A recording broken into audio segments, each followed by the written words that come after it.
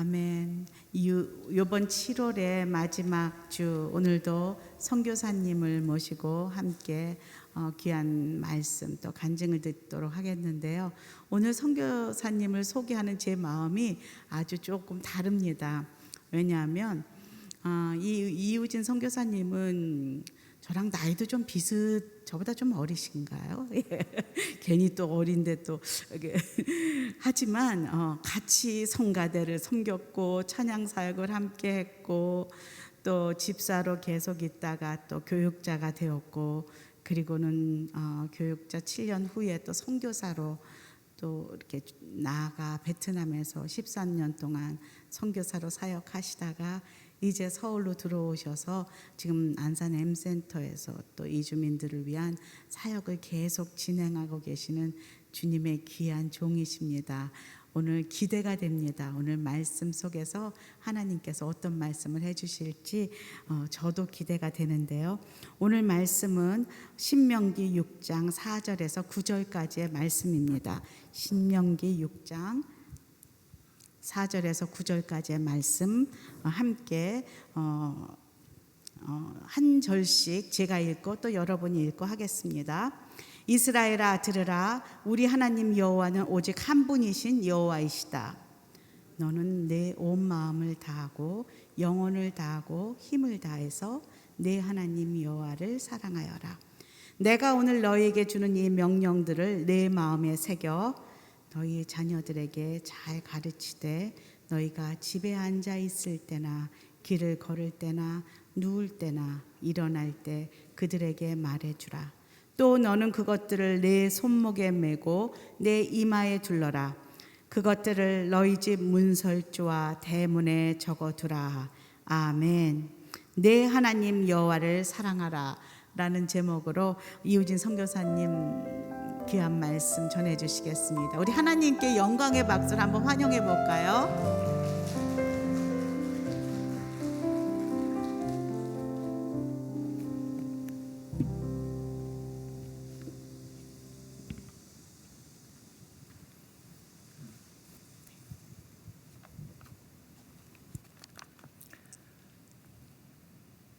샬롬, 주님의 이름으로 문안드립니다. 소개해 주신 것처럼 저는 오늘 이후에 파송 선교사인 이우진 선교사입니다. 두란노 해외 선교사로서 12년 6개월 동안 해외 선교 현장에서 섬겼습니다. 그리고 지금은 한국에 복귀해서 오늘이 엠미션 소속으로 국내 이주민 선교사로 일하고 있습니다. 여러분 귀한 수요 오전 여성 예배에 초청해 주셔서 깊은 감사를 드립니다.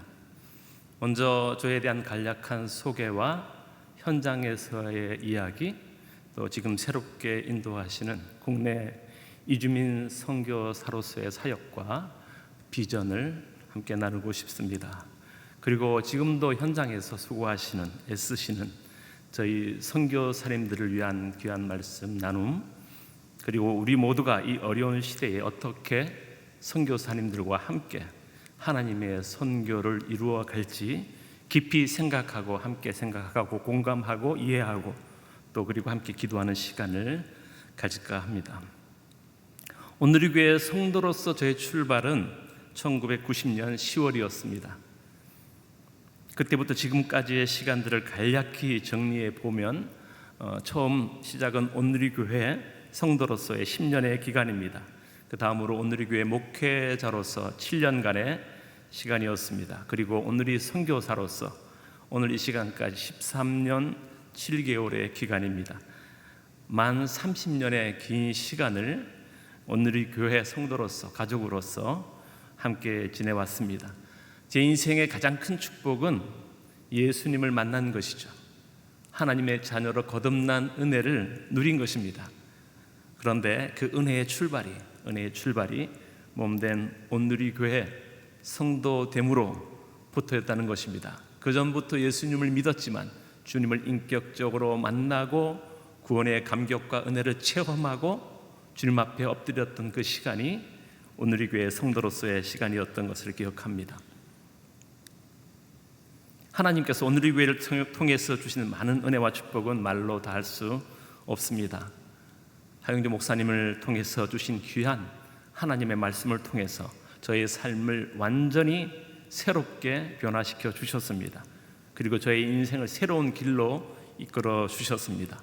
성도로서, 목회자로서, 또 선교사로서 한 걸음 한 걸음 나아가게 하셨습니다.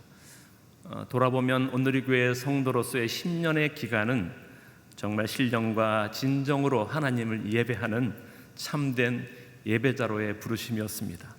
말씀을 통해서 하나님의 자녀된 삶을 살 수 있도록 저를 이끌어 주셨습니다. 그리고 하나님의 부르심에 겸손히 순종할 수 있도록 인도해 주셨습니다. 7년간의 목회자의 삶을 통해서는 저를 더욱 단련시키시고 복음으로 잘 무장시키시고 오래된 선교사의 헌신의 약속을 지킬 수 있도록 준비시켜 주셨습니다.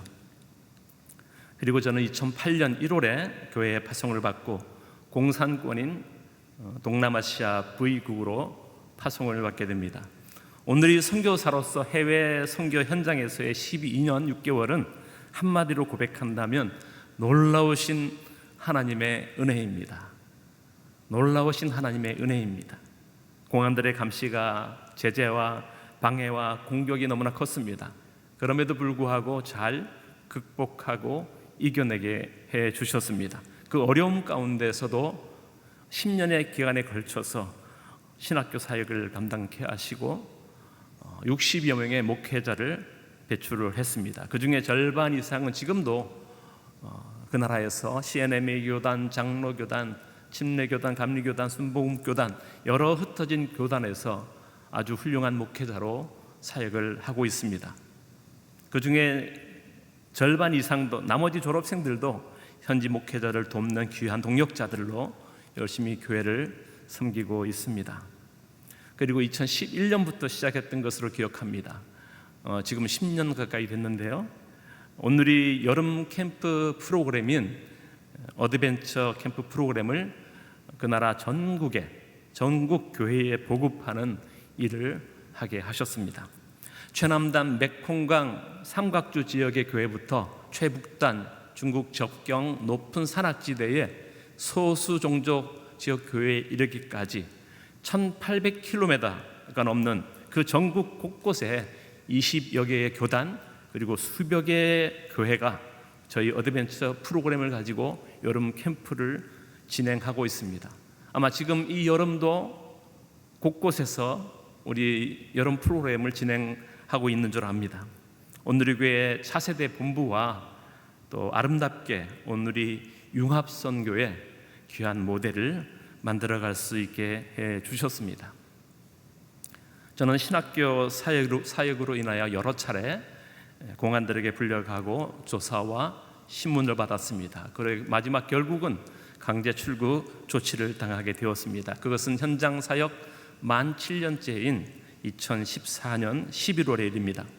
아내와 가족들 그리고 현지 사역자들에게 모든 사역을 맡겨놓고 저는 제일 가까운 인접 국가에 머물면서 원격 사역, 비대면 사역을 할 수밖에 없었습니다. 한 달에 한 번 아내가 잠시 다녀가긴 합니다. 하지만 혼자서 멀리서 현장을 지켜보고 사역을 하는 것이 정말 힘들고 어려운 시간이었습니다. 하지만 추방 기간 5년을 다 채우면 다시 복귀할 수 있다는 그런 소망을 가지고 기대를 가지고 최선을 다해서 사역을 진행했습니다.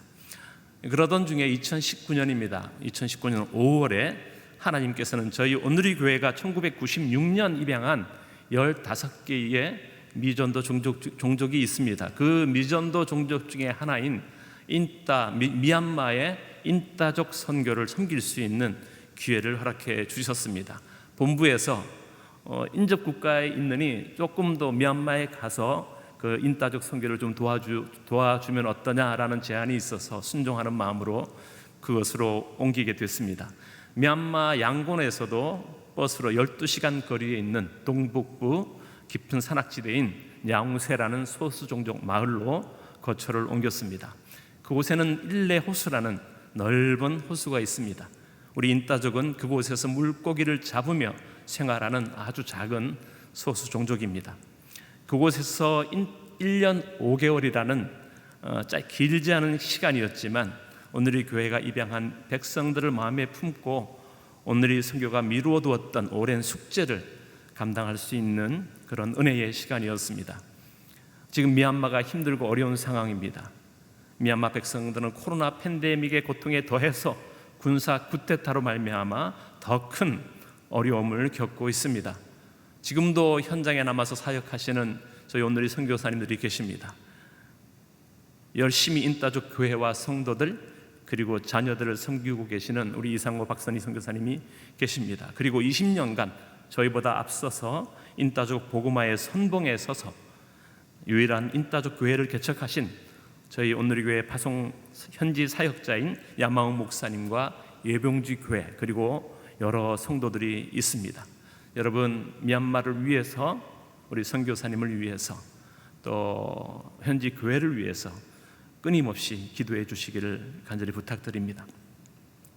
저는 추방된 지 만 5년째 되던 2020년 11월 V국 재입국을 위해서 여러 방면으로 노력과 시도를 해보았습니다. 하지만 결국 정부 종교국은 저의 입국을 허락하지 않았습니다. 잠시 좌절했지만 하나님 앞에 엎드려 기도하고 또 하나님의 인도하심을 따라서 다시 한국으로 복귀하게 됐습니다. 12년 6개월의 해외 선교 현장을 사역을 내려놓고 돌아온다는 것은 쉬운 결정이 아니었지만 하나님께서 여러 가지로 우리에게 보여주시고 저의 앞길을 인도해 주셨습니다. 지난 시간을 돌아보며 하나님께 감사하는 시간이었습니다. 정말 치열하게 열심히 후회 없이 인도하신 그 하나님의 놀라우신 은혜를 고백하며 또 감사를 드리며 돌아왔습니다. 생생한 현장의 이야기들을 여기서 어떻게 더 자세하게 설명드릴 수 있겠습니까? 안타깝지만 정말 하나님께서 하신 놀라운 역사들을 함께 바라보며 기도하는 여러분들에게 끊임없이 그 땅을 위해서 기도해 주시기를 간절히 부탁을 드립니다. 하나님께서는 한국으로 복귀한 저희들을 위해서 새로운 일을 준비해 놓으셨습니다. 그것은 국내 이주민 선교사로의 부르심입니다.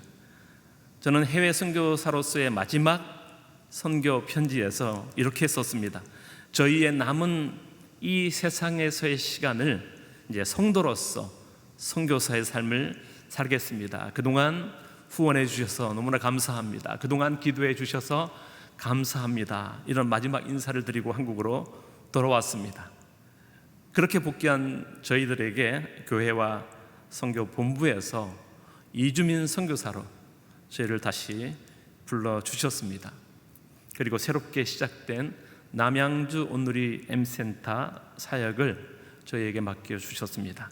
현재 안산 M센터를 중심으로 경기 서남부 지역의 평택 M센터, 화성 M센터, 그리고 김포 온누리 M센터 이렇게 네 온누리 M센터가 이주민 사역을 감당하고 있습니다. 그리고 남양주, 의정부, 포천, 양주, 동두천 그 넓은 지역에 이르는 경기 동북부 지역에도 수많은 이주민들과 난민들이 있습니다. 그 지역 이주민 사역을 위해서 작년 초에 2020년 1월에 남양주 M센터가 새롭게 출발하였습니다. 그런데 안타깝게도 코로나19 팬데믹으로 인해서 오픈 예배도 드리지 못했습니다. 어려운 가운데 있습니다. 저는 작년 11월 남양주 M센터 이주민 선교사로 합류했습니다. 그리고 사역을 시작했습니다. 아직도 여전히 코로나로 인해서 자유롭지 못하고 사역을 넉넉히 감당할 수가 없습니다. 하지만 포스트 코로나 이후 시대를 저희가 준비하면서 차근차근 한 걸음 나아가고 있는 상황입니다.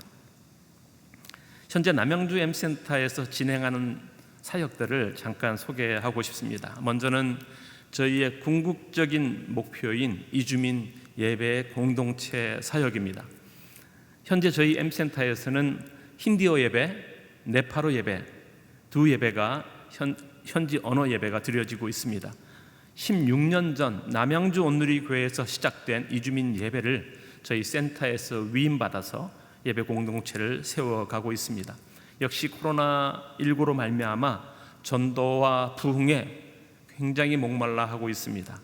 하지만 귀한 지체들이 꾸준히 예배 공동체를 열심히 세워가고 있습니다. 그리고 현재 매주 9시 30분에 선교사님들과 봉사자님들과 우리 사역자들이 함께 모여 열방 예배로 주님께 나아가고 있습니다. 저희가 계획하는 것이 있습니다. 저희 가능하면 올해 하반기부터 준비하고 있습니다. 현재 한국어 교실을 진행하고 있는데요. 참석하는 20여 명이 넘는 이주민들이 있습니다.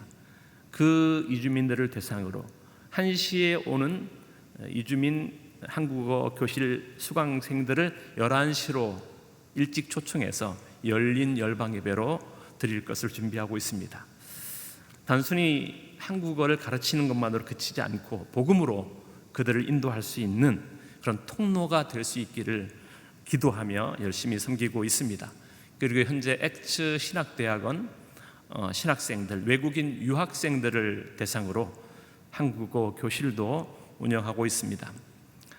그리고 다문화 가정의 자녀들, 이주 배경 가정의 자녀들을 위해서 방과 후 교실도 개설하고 있습니다. 그리고 지금 준비하고 있는 것은 방과 후 교실로 그치지 않고 다문화 가정의 자녀들, 이주 배경 가정의 자녀들, 그리고 크리스찬 가정의 자녀들을 위한 크리스찬 학교인 토브 글로벌 스쿨을 새롭게 준비하고 있습니다.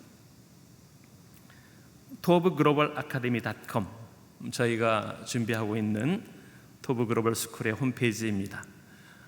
올해 9월 토브 글로벌 스쿨 예비 교실 영어 과정을 시작으로 내년 상반기 정식 개교, 정식 출범을 위해서 기도로 준비하고 있습니다.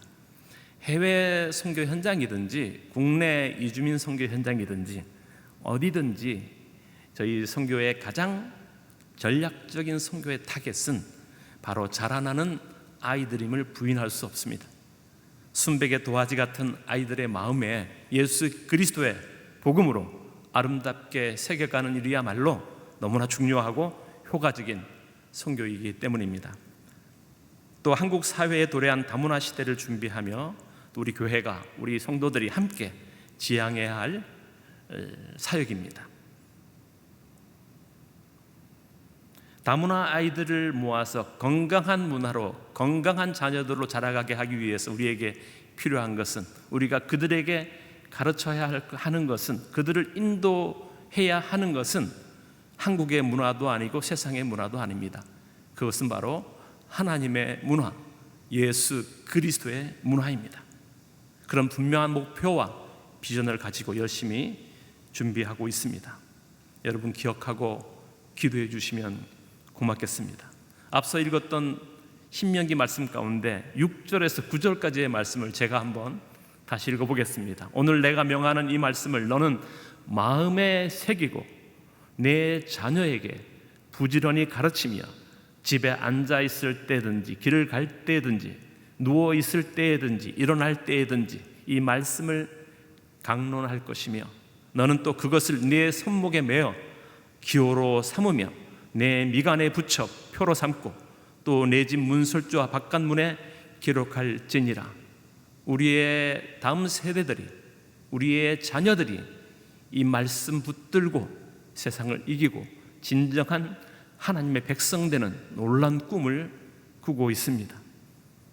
하나님의 약속과 그 명령에 따라서 우리 크리스찬의 자녀들, 그리고 선교사님들의 자녀들, 그리고 이주 배경 가정의 자녀들이 함께 어우러지는 진정한 글로벌, 진정한 크리스찬, 진정한 믿음의 자녀들을 세워가는 그런 귀한 학교가 되기를 간절히 소망하고 있습니다. 우리의 작은 이 첫걸음이, 작은 시도가 오늘 이 교회가 꿈꾸고 지향하는 교육 선교의 작은 마중물이 되기를 간절히 소망하고 있습니다. 특별히 이주민 선교사로서 이주민 선교에 대한 기도를 부탁드리고 싶습니다. 비록 8개월밖에 되지 않은 이주민 선교사로서는 아직 신임 선교사입니다. 그럼에도 불구하고 국내 이주민 선교 현장과 해외 선교 현장이 다르지 않다, 똑같은 어려움을 겪고 있는 것을 보게 됩니다. 그리 쉽지가 않습니다. 한국에 가까이 살면 뭔가 편하고 쉬울 것 같지만 결코 또 그렇지 않다는 것을 짧은 시간 동안 경험하게 하셨습니다. 해외 선교 현장에서 만나는 그곳의 사람들과 한국에서 만나는 그 나라 사람들의 마음밭이 전혀 다릅니다.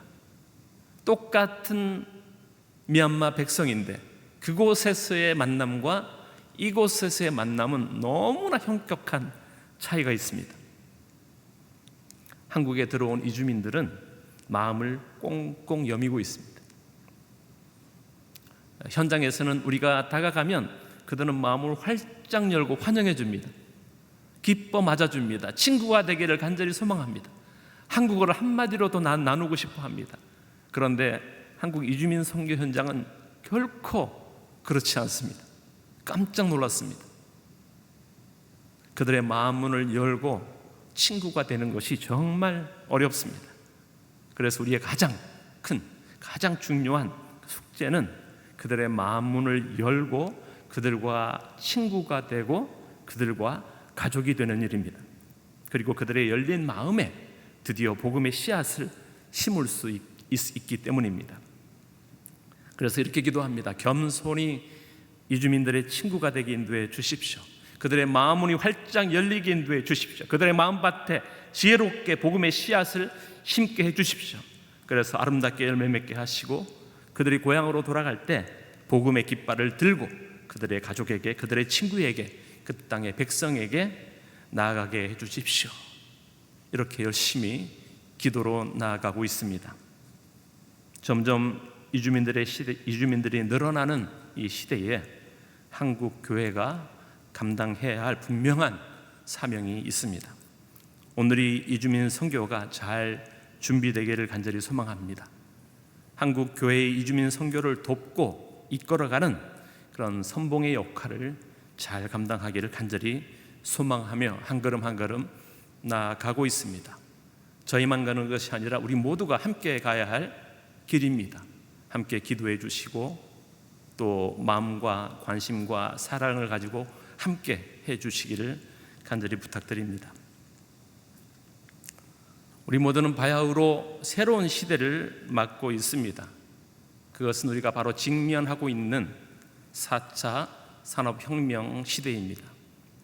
선교 영역에서도 결코 피해갈 수 없는 시대적 변화입니다. 일일이 열거할 수 없을 만큼 너무나 많은 것들이 변화되고 있습니다. 선교 현장은 실제로 1차 산업부터 4차 산업까지 모두가 섞여 있는 더욱 복잡한 경랑의 시대를 지나고 있습니다. 선교 현장을 가보면 구석기 시대, 청동기 시대와 같은 시대와 컴퓨터 AI 시대가 함께 공존하는 그런 아이러니한 상황을 자주 보게 됩니다. 실제로 선교 현장에서 소수 종족 지역으로 조금만 깊이 들어가면 창문도 없고 깜깜한 그런 나무 움막에서 바닥에 모닥불을 지피고 식사를 해결하고 아직도 화정으로 땅을 일구어 가면서 사는 그런 종족들이 굉장히 많습니다. 그런데 집 안에 들어가면 칼라 텔레비전이 있습니다. 그리고 위성 안테나가 있습니다. 100개의 위성 채널을 100개가 넘는 위성 채널을 보고 있습니다. 손에는 어떤 경우 스마트폰도 들려져 있는 모습을 어렵지 않게 만나볼 수가 있습니다. 혼돈의 시대입니다. 이러한 변화의 시대 가운데 자칫 우리가 놓지 말아야 할 것은 4차 산업혁명 시대가 결코 1차, 2차, 3차 기존 산업의 폐기나 소멸을 의미하는 것이 결코 아니다라는 사실입니다.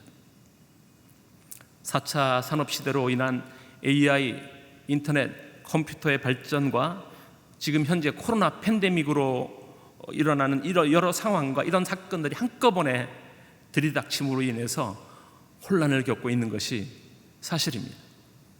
지금 우리 안에서도 다양한 노력이 시도되고 있습니다. 비대면 선교의 여러 가지 방법과 전략들이 만들어지고 있습니다. 이 모든 것들이 새로운 시대, 새로운 선교로 확장하게 하시는 하나님의 깊으신 섭리와 경륜 가운데 있는 일임이 분명합니다. 그럼에도 불구하고 현장 선교는 계속되어야 합니다. 선교사들은 계속 동원되어야 하고 계속 헌신되어야 하고 계속 파송되어야 합니다. 오늘 저는 복잡한 선교 시대에 자칫 잊혀지기 쉬운 우리 현장 선교사님들에 대한 이야기를 함께 나누고 싶습니다. 그리고 그 선교사님들을 위한 끊임없는 기도와 지원을 부탁드리고 싶습니다. 첫째는 빛도 없이 이름도 없이 일하시는 선교사님들이 세계 선교 현장 곳곳에 여전히 계시다는 것을 꼭 기억해 주십시오. 사랑하는 여러분, 선교는 전쟁과 같습니다. 어둠의 세력을 파하고 하나님의 나라를 확장해가는 영적 전쟁입니다. 세상의 전쟁도 최근 이런 컴퓨터 AI 시대를 맞아서 전쟁의 방법과 전략과 모든 것들이 급변하고 너무나 다양해지고 있습니다. 그럼에도 불구하고 전선은 존재합니다. 그럼에도 불구하고 최전선을 지켜야 하는, 나가야 하는 군사들은 필요합니다. 오늘날 68년째 휴전 중인 우리 한국에도 3만 명 가까운 미국 군이 주둔하고 있는 사실을 여러분 아십니까? 그리고 250km가 넘는 휴전선 철책선에 우리의 자녀들이, 우리의 아이들이 지키고 서 있습니다.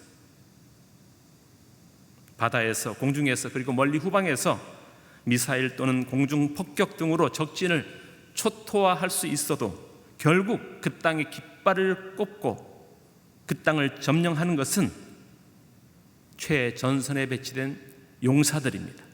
그 적진을 뚫고 총탄을 무릅쓰고 뛰어드는 것은 보병이고 전투병들의 몫이기 때문입니다.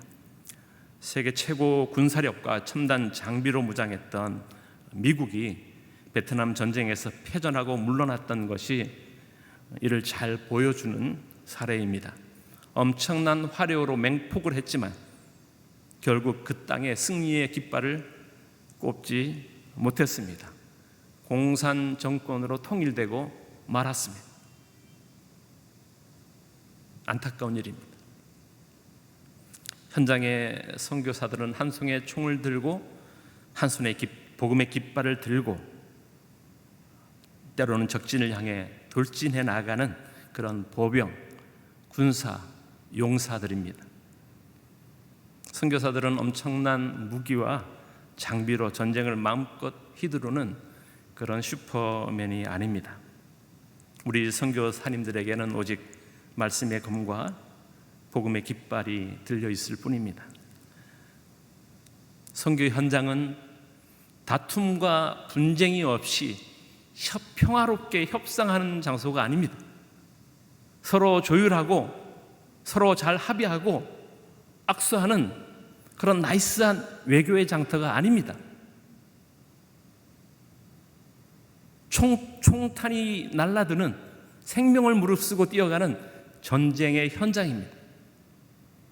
결코 어둠과 타협할 수 없습니다. 결코 어둠과 악한 세력들과 휴전할 수 없습니다. 생명 다하는 날까지, 고지를 점령하는 그날까지 전진밖에 없는 것이 바로 선교 현장입니다.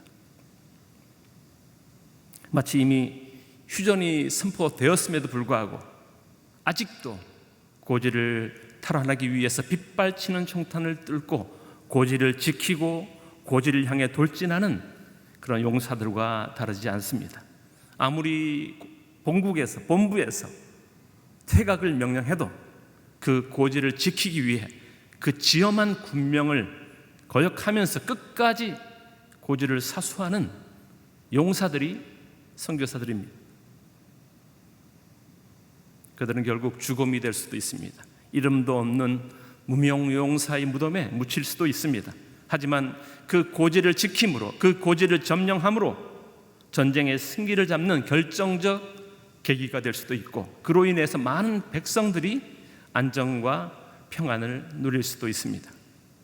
그리고 하나님 나라 확장의 중요한 전기가 될 수도 있습니다. 지금도 선교 현장 곳곳에 코로나 팬데믹의 위기 가운데 꿋꿋이 현장을 지키는 선교사님들이 여전히 계십니다. 내란의 내란과 전쟁의 공포 가운데 떠나는 것을 마다하고 그 자리를 지키고 계시는 선교사님들도 계십니다. 아침 저녁으로 불경 소리가 귀를 뚫습니다. 코란 소리가 귀청을 뚫습니다. 온 마을을 깨우고 우리의 육신과 마음을 너무 힘들게 해도 그래도 꿋꿋이 무릎 꿇고 기도하며 전쟁에 임하는 선교사님들이 계십니다. 때로는 한 영혼을 마음에 품고 예수님의 사랑으로 섬기고 복음을 전했음에도 불구하고 그 내면에 아직도 우상의 흔적들이 사라지지 않고 여전히 남아있는 그 안타까운 영혼들, 그 상황을 접하면서 슬퍼하고 절망하는 선교사님들, 그럼에도 불구하고 그 영혼들을 다시 품고 나아가야만 하는 그런 선교사님들이 곳곳에 계십니다. 이것이 영적 전쟁의 최전선의 현장입니다. 사랑하는 여러분, 우리 모두가 지금까지 그렇게 해오셨던 것처럼 앞으로도 끊임없이 열방 가운데서 복음을 위해 사투하시는 선교사님들을 기억하시고 함께 기도해 주시기를 간절히 부탁드립니다. 두 번째 드리고 싶은 말씀은 그 땅에서 그 백성들과 함께 웃고 함께 울고 함께 살아가는 선교사님들이 진정한 선교의 스타입니다. 요즘 시대는 아이돌들의 시대입니다. 문화나 정치나 경제나 사회 모든 분야에 수많은 아이들, 수많은 인기 스타들이 많은 대중들의 인기를 끌고 누리고 있습니다. 선교의 영역에도 적지 않은 선교의 스타들이 곳곳에 많이 계십니다. 너무나 귀하고 좋은 일입니다.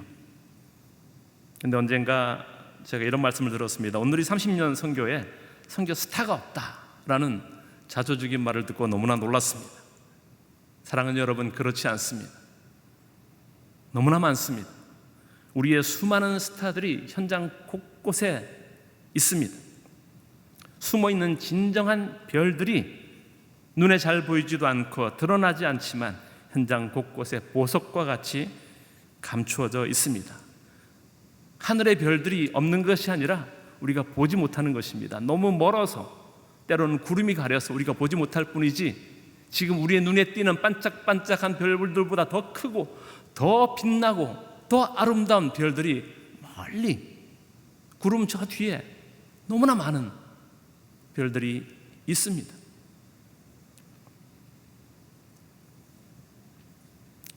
그들은 드러낼 생각도 하지 않고 자랑하지도 않고 드러내지도 않고 드러낼 수도 없고 때로는 드러내어서도 안 되는 수많은 상황 가운데 그 길을 묵묵히 나아가고 계시는 저희 선교사님들이 곳곳에 너무나 많이 계십니다.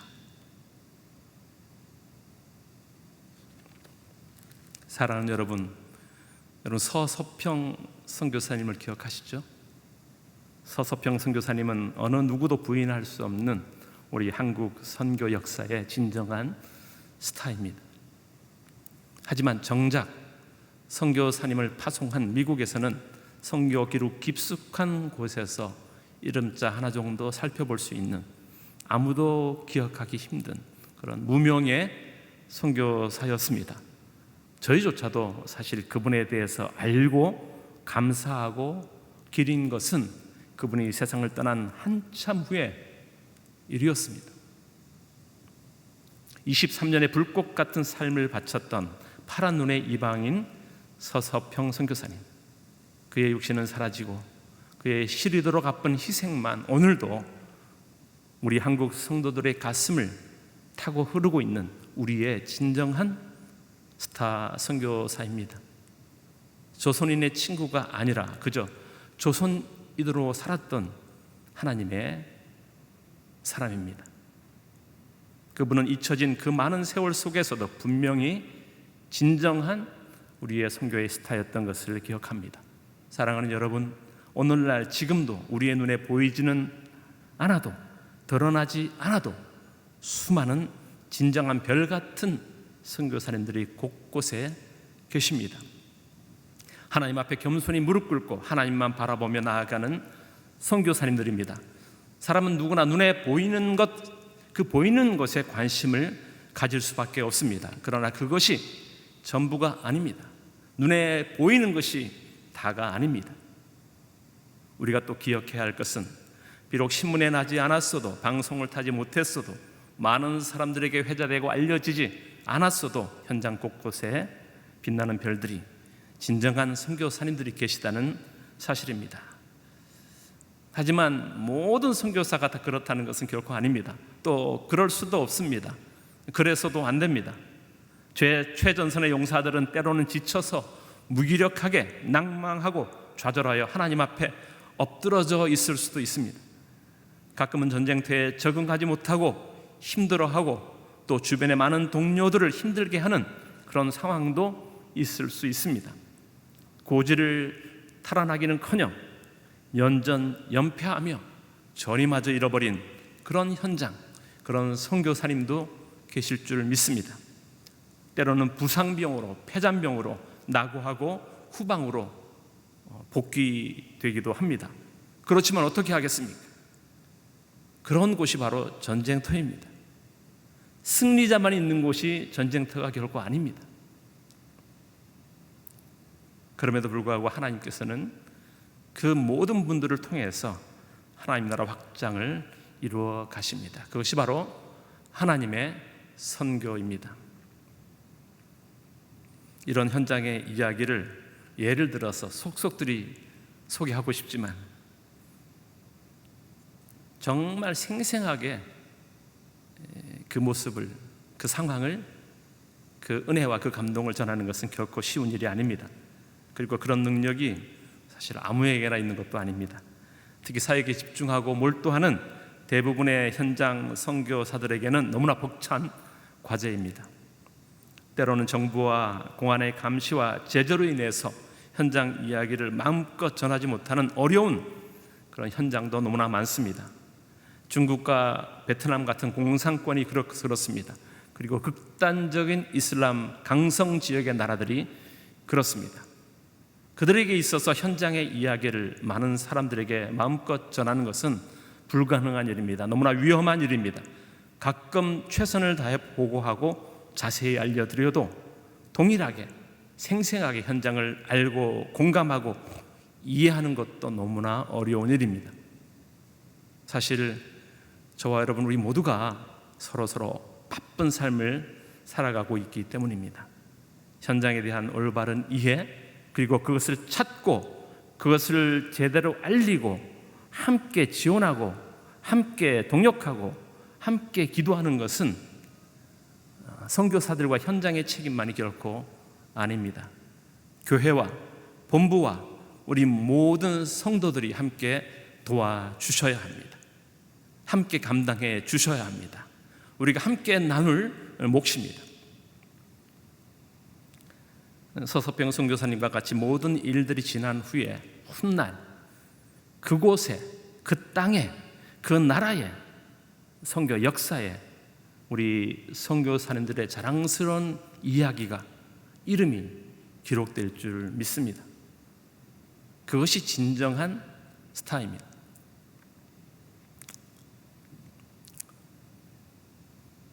마치 서서평 선교사님과 같이 선교사님들의 이름이 다시 기억되고 회자되고 영화화되기를 소망하고 있습니다. 그렇게 되었으면 좋겠습니다. 하나님의 선교 역사에 선교사님들의 작은 이름 그리고 귀한 열매들이 빼곡히 기록되기를 간절히 소망합니다. 마지막으로 우리 모두가 하나님으로부터 부름받은 선교의 용사들임을 기억하셨으면 좋겠습니다. 먼저 하나님을 사랑하고 선교 현장에 죽어져가는 수많은 영혼들을 마음에 품고 그리고 열방에서 복음을 전하시는 선교사님들을 내 몸과 같이 사랑하는 마음으로 함께 기도하고 또 함께 하나님의 선교를 이루어가는 그런 믿음의 용사들이 되기를 간절히 축원합니다. 신명기 6장 말씀과 비슷한 내용이 비슷한 고백이 신약 성경에 많습니다. 그 내용은 예수님 당시의 모든 유대인들에게 꼭 기억해야 할 가장 중요한 율법 중에 하나였습니다. 누가복음 10장 25절, 28절에서도 이 내용이 등장합니다. 우리 함께 말씀을 한 목소리로 함께 읽어보겠습니다. 누가복음 10장 25절입니다. 한 율법학자가 일어나 예수를 시험하려고 물었습니다. 선생님, 제가 무엇을 해야 영생을 얻을 수 있습니까? 예수께서 말씀하셨습니다. 율법에 무엇이라 기록되어 있느냐? 너는 그것을 어떻게 읽고 있느냐? 율법학자가 대답했습니다. 내 마음을 다하고 내 목숨을 다하고 내 힘을 다하고 내 뜻을 다해 주 내 하나님을 사랑하라고 했고 또 내 이웃을 내 몸같이 사랑하라고 했습니다. 예수께서 대답하셨습니다. 내 대답이 옳다. 그대로 행하면 내가 살 것이다. 이 본문 말씀 후에 예수님께서 이 율법학자에게 이어서 주시는 말씀이 바로 선한 사마리아인의 비유 이야기입니다. 이 선한 사마리아인의 비유의 내용에 대해서 자세히 말씀드리진 않겠습니다. 주일학교 어린 시절부터 너무나 많이 들었던 성경의 이야기입니다. 너희도 선한 사마리아인을 친구로 삼아라. 너희도 선한 사마리아인과 같이 네 이웃을 내 몸과 같이 사랑하는 사람이 되어야 한다. 그 교훈은 우리의 삶과 우리의 신앙에 꼭 필요한 말씀임에 분명합니다. 하지만 이 비유의 말씀, 이 대화의 내용을 이 성경에 기록한 바른 해석이 과연 그런 교훈인지는 우리가 다시 살펴볼 필요가 있습니다. 본문의 바른 이해를 위해서는 이 대화의 앞과 뒤를 자세히 살펴볼 필요가 있습니다. 이 본문은 율법학자의 질문에 예수님께서 대답하시는 그런 구조입니다. 율법학자의 질문은 무엇이었습니까? 선생님, 제가 무엇을 해야 영생을 얻을 수 있습니까? 이 비유의 말씀의 열쇠는 이 첫 번째 질문에 있습니다. 중간에 여러 대화가 오고 갑니다. 그런데 예수님께서 제일 마지막으로 하신 말씀이 무엇입니까? 선한 사마리아인의 비유의 말씀을 주신 후에 마지막으로 율법학자에게 하신 말씀은 10장 37절 말씀입니다. 너도 가서 이와 같이 하여라. 선생님, 제가 무엇을 해야 영생을 얻을 수 있습니까? 라고 묻는 질문에 예수님께서는 이렇게 대답하십니다. 내가 선한 사마리아인과 같이 내 이웃을 내 몸과 같이 사랑하면 영생을 얻을 수 있다. 사랑하는 여러분, 과연 그렇습니까? 우리가 내 이웃을 내 몸과 같이 사랑하기만 하면 천국에 들어갈 수 있습니까? 그리고 내가 과연 내 이웃을 내 몸과 같이 사랑할 수 있는 그런 존재입니까? 성경은, 하나님의 말씀은 우리의 죄인된 모습을 우리 스스로 깨닫게 합니다. 하나님의 율법은 우리의 죄인됨을 드러낼 뿐입니다.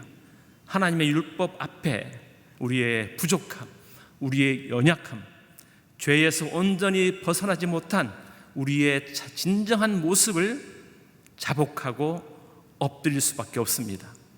오늘 본문에서 이후에 율법학자의 선택과 태도와 모습은 보이지 않고 있습니다.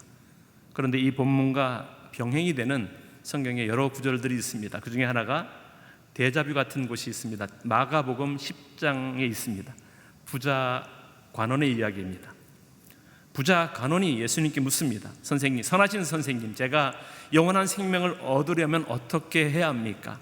너무 질문이 똑같죠? 그런데 예수님께서는 그 부자 관원에게는 똑같은 질문에 전혀 다른 답을 하시지 않습니까? 내게 한 가지 부족한 것이 있다. 가서 내가 가진 것을 모두 팔아 가난한 사람들에게 나눠주어라. 그리하면 하늘에서 보물을 얻게 될 것이다. 그리고 와서 나를 따라라 라고 말씀하십니다. 율법학자와의 대화와 너무나 비슷한 내용입니다. 그때 그 부자 관원은 무척 근심스러운 얼굴로 슬퍼하며 떠나갔다라고 기록하고 있습니다. 그가 대단한 부자였기 때문입니다 라고 성경은 기록하고 있습니다. 비추어보건대 아마 오늘 이 율법학자의 선택과 태도도 이 부자 관원과 크게 다르지 않았을 것이 분명합니다. 그는 결코 사마리아인이 내 이웃입니다, 사마리아인이 그랬던 것처럼 나도 사마리아인을 사랑하겠습니다, 내 이웃으로 여기겠습니다 라고 결코 고백할 수 없었을 것입니다. 그래서 그도 부자 관원과 마찬가지로 근심스러운 얼굴로 슬퍼하며 떠나갔을 것입니다. 사랑하는 여러분, 과연 저와 여러분이 이런 똑같은 상황에 있었다면 어떻게 예수님께 응답할 수 있겠습니까? 우리의 가진 것을 모두 가난한 사람들에게 나눠주겠습니다, 그리고 예수님을 쫓겠습니다, 하겠습니다 라고 감히 고백할 수 있겠습니까? 내 이웃을 내 몸과 같이 사랑할 수 있습니다, 사랑하겠습니다 라고 자신 있게 대답할 수 있겠습니까? 사랑하는 여러분, 그렇다고 해서 율법학자와 같이 어리석은 부자 관원과 같이 슬퍼하며 근심하며 돌아가지 않기를 간절히 바랍니다. 우리의 부족함 때문에, 우리의 온전하지 못함으로 인해서 결코 좌절하거나 절망하지 않기를 간절히 바랍니다. 왜 그렇습니까? 우리는 할 수 없지만, 우리는 결코 그런 존재가 될 수 없지만 하나님께서는 우리를 이끌어 주실 것이기 때문입니다. 이미 저희를 하나님의 자녀 삼아 주셨기 때문입니다. 하나님의 도우심으로 우리는 점점 하나님의 자녀된 삶을 살아갈 수 있게 해 주실 것이기 때문입니다. 사랑하는 여러분, 우리 자신이 이미 하나님의 자녀된 것을 모르는 것만큼 하나님께서 안타깝게 생각하는 일은 없습니다. 저와 여러분은 이미 하나님의 자녀입니다. 이미 하나님의 거룩한 백성입니다. 우리는 이미 영생을 소유했습니다. 우리의 열심과 봉사가, 우리의 선교와 헌신이 영생과 구원을 얻기 위한 방편이 결코 아닙니다. 이미 얻은 영생의 기쁨과 감격 때문에 주님께 드리는 감사의 제물일 뿐입니다. 이제 우리에게는 율법학자와 같은, 부자 관원과 같은 무엇을 하여야 영생을 얻을 수 있을까라는 어리석은 질문은 더 이상 없습니다. 오직 선물로 얻게 된 구원의 감격과 기쁨이 우리 안에 있을 뿐입니다. 복음에는 하나님의 의가 나타나서 믿음으로 믿음에 이르게 하나니 기록된 바 오직 의는 믿음으로 말미암아 살리라 함과 같으니라.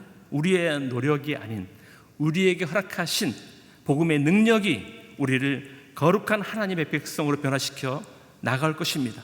그 복음의 능력이 하나님 여호와를 사랑하겠습니다, 내 이웃을 내 몸과 같이 사랑하겠습니다 라고 고백하며 그 사랑에 헌신할 수 있는 능력과 힘을 우리에게 부어 주실 것이기 때문입니다. 이러한 하나님의 은혜와 축복이 저와 여러분을 통해서 충만하게 흘러넘치기를 간절히 바랍니다. 아직도 참된 구원의 기쁜 소식을 듣지 못한 땅 끝에 수많은 영혼들에게 복음을 전하는 구원의 통로가 되기를 주님의 이름으로 간절히 축원합니다. 이 말씀은 제가 가끔 지치고 힘들어서 낙심될 때마다 하나님 앞에 기도하며 엎드리면서 좀 회복되고 위로되는 그런 은혜의 말씀입니다. 하나님의 선교에 함께 부름받은 복음의 용사인 저와 여러분에게 꼭 필요한 말씀입니다.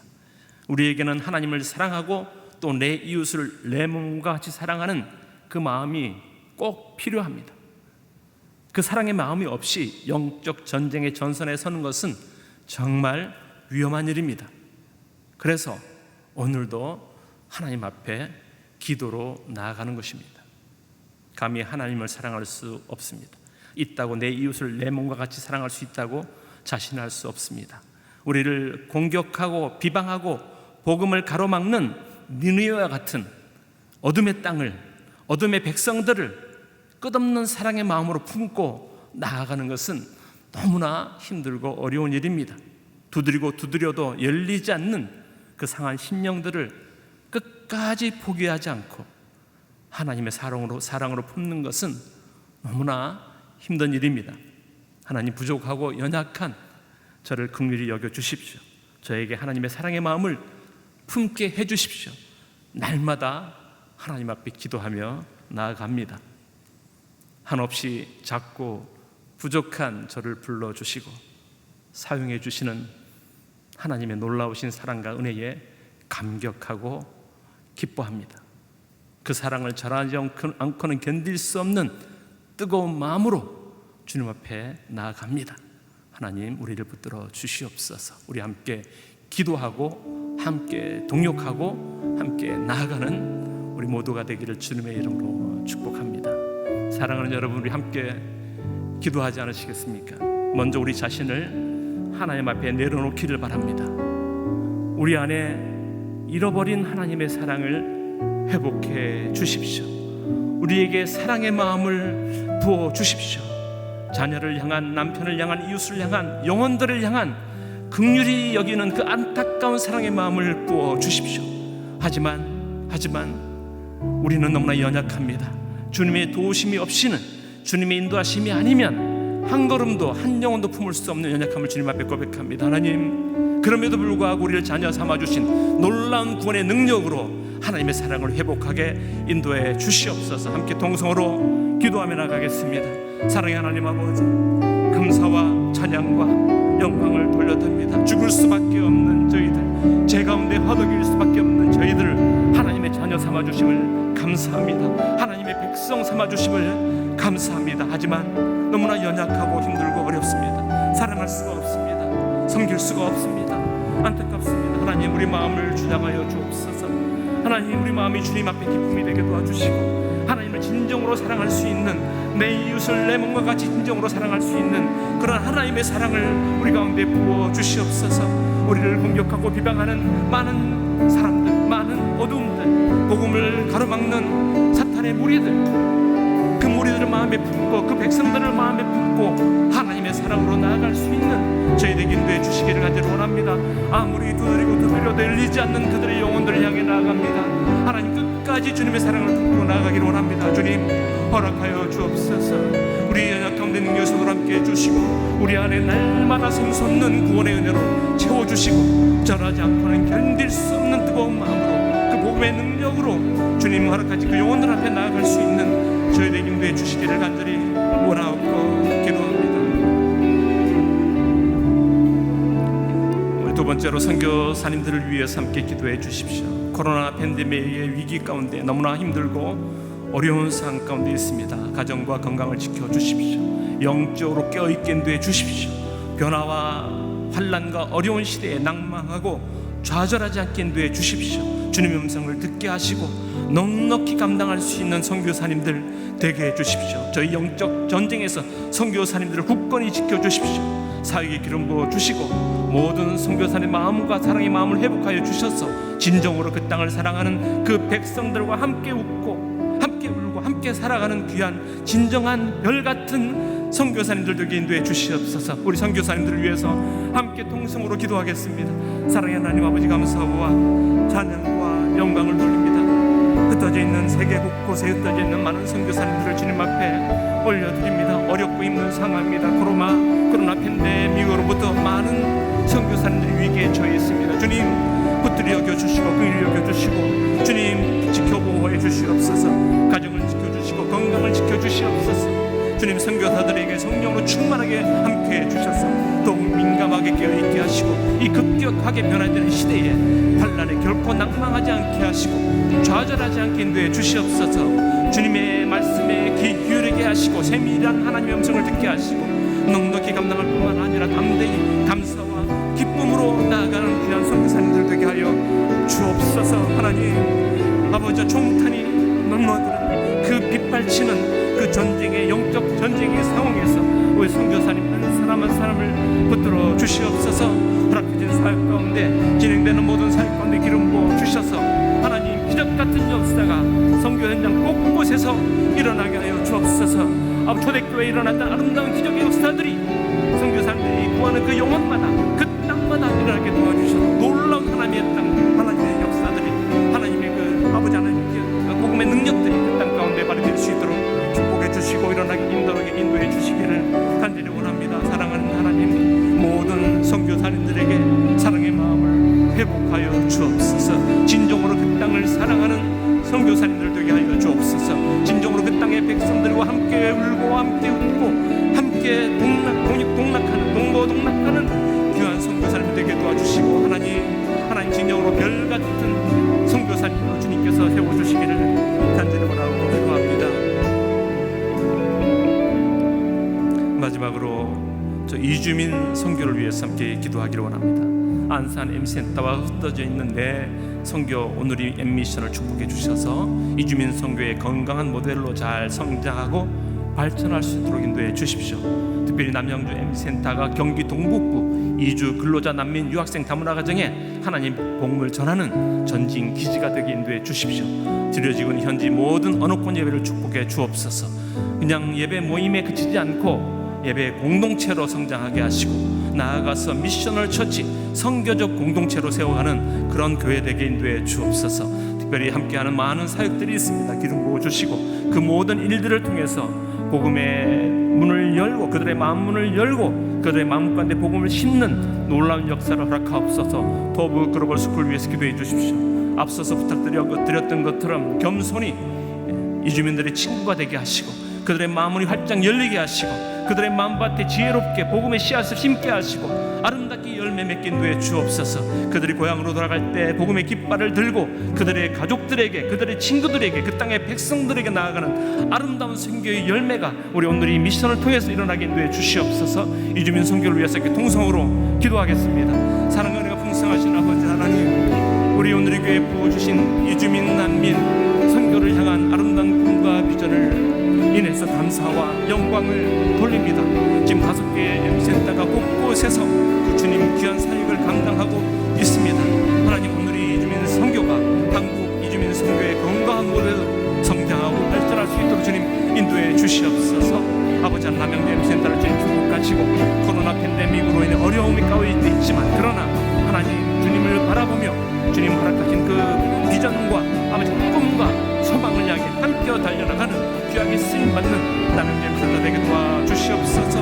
드려지고 있는 힌디어 예배 네팔 예배를 축복하시고 미셔널 철제로까지 성장하는 귀한 예배 공동체가 되게 해 주옵소서. 한국 교실, 무료 지원 법률 상담, 그리고 여러 가지 더브 글로벌 스쿨, 이 모든 사역들을 통해서 하나님 영광 받으시길 간절히 원합니다. 특별히 더브 글로벌 스쿨을 축복해 주셔서 저 진정한 크리스찬 글로벌 인재를 키우는 아버지 정말 선교의 요람이 되게 도와주시고 오늘의 교회 선교에 귀한 마중물이 될 수 있도록 주님 인도해 주옵소서.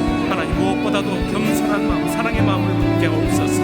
겸손히 이주민들을 섬기게 도와주시고 그들의 마음을 열어주시고 아버지 그 열린 마음 가운데 예수 그리스도의 복음을 심을 수 있는 저희에게 도와주시고 아름답게 열매 맺게 하시고 그들이 본국으로 고향으로 돌아갈 때 정말 선교사로서 복음의 깃발을 들고 그의 가족들에게, 그의 친구들에게, 그의 동포들에게, 아버지 그 땅의 백성들에게 나아가는 아름다운 열매들이 오늘 이 미션 이주민 선교를 통해서 이루어지게 인도해 주시옵소서. 거룩하신 하나님, 귀한 시간 주시고 마스크가 일상이 되어버린 이 험난한 시대 가운데 하나님께 함께 예배할 수 있는 귀한 은혜의 시간 허락해 주셔서 감사를 드립니다. 이 시간 함께 나눈 말씀을 통해서 다시 한번 하나님 꿈과 비전을 품게 하시고 함께 꾸게 하시고 함께 나아가는 저희 모두들 되게 하여 주옵소서. 함께 예배하는 모든 가족들의 삶을 축복해 주셔서 그들이 있는 곳이, 그들이 머문 곳이, 그들의 가정이 천국이 되게 하시고 그 천국의 기쁨과 은혜를 온전히 누리게 하시고 맛보게 하시고 하나님 그 천국의 아름답고 복된 축복과 은혜를 땅끝까지 전하는 저희 모두에게 인도해 주시옵소서. 예수님 이름으로 기도하옵나이다. 아멘.